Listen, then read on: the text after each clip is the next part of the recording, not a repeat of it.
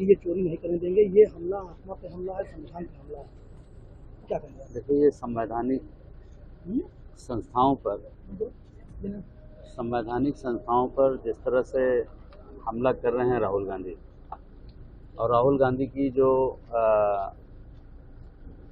बचकानी हरकत है, आप देखिए, देश को अपमानित करने का काम विदेश की धरती पर जा करके देश के बारे में झूठ अफवाह फैला करके लोगों को भ्रमित करने का काम कर रहे हैं। कभी सुप्रीम कोर्ट के ऊपर सुप्रीम कोर्ट के ऊपर सवाल उठाना, जो भी संवैधानिक संस्था, चाहे सीबीआई पे, चाहे ईडी पे, या जो भी इस तरह की संवैधानिक संस्थाएं हैं, उस पर सवाल उठा करके वो खुद अपने आप को कटघरे में खड़ा कर रहे हैं। आपने देखा होगा 2014 में इन्हीं सभी हरकतों की वजह से, तुष्टीकरण की राजनीति को सर माथे चढ़ाने की वजह से इनका ये हश्र हुआ था। निश्चित रूप से थोड़े मोड़े जो रह गए हैं वो भी अपना सर्वनाश करने पर तुले हैं।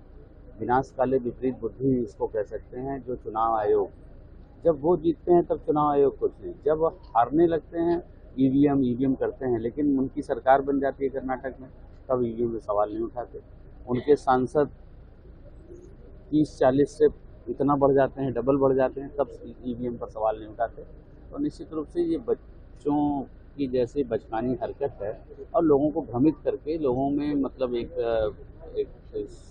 कह लीजिए कि दंगा फसाद कराना, ऐसा चाहते हैं कि वो कुछ दंगे फसाद में झोंकने का काम करें प्रदेश को और देश को। तो मैं उनको ये भी बताना चाहता हूँ कि देश में और प्रदेश में जो सरकार है, संविधान को मानने वाली सरकार है, और संविधान को चुनौती देने वाले किसी भी शख्स पर, चाहे वो कितना भी बड़ा हो, उस पर कार्रवाई होगी, और कार्रवाई करने में सरकार कहीं पीछे नहीं है। सर, इन्वेस्टर को लेकर जिस तरीके से अखिलेश यादव कानून व्यवस्था को, जो इन्वेस्टर यहाँ पर बड़े पैमाने पर लोग आ रहे हैं, अच्छा पैसा भी इन्वेस्ट कर रहे हैं, उनका कहना है कि कानून व्यवस्था जो है वो दो तरीके है सरकार की। उनको अपना उन कागजों में है, इतनी जगह प्रोडक्शन शुरू हो गया, इतनी जगह काम शुरू हो गया, इतनी जगह लोग आ रहे हैं, इतना सारा इन्वेस्टमेंट कर रहे हैं, और कितनी कितनी इंडस्ट्री का हम लोग जा कर के उद्घाटन कर रहे हैं, उनको दिखाई नहीं पड़ रहा है।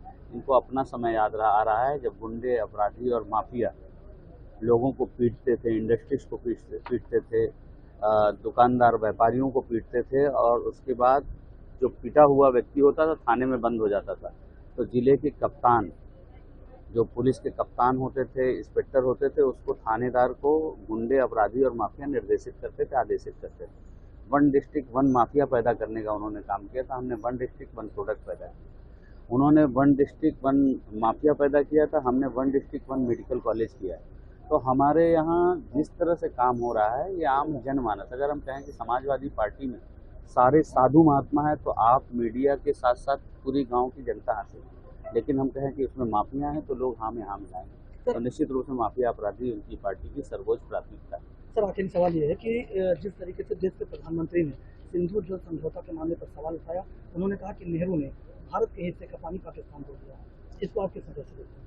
अब देखिए, आदरणीय प्रधानमंत्री जी ने 2014 में जब प्रधानमंत्री पद के उम्मीदवार, देश ने बड़ी उम्मीद के साथ, बड़ी आशा के साथ पूरे देश में झूम करके उनको कुर्सी पर बैठाने का काम किया।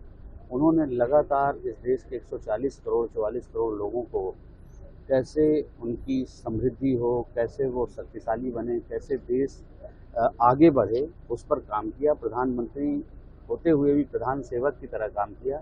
उसी का नतीजा है कि 2014, 2019 और 2024 तीसरी बार प्रधानमंत्री बने, और सबसे ज़्यादा प्रधानमंत्री रहने का एक रिकॉर्ड जो उनका बना।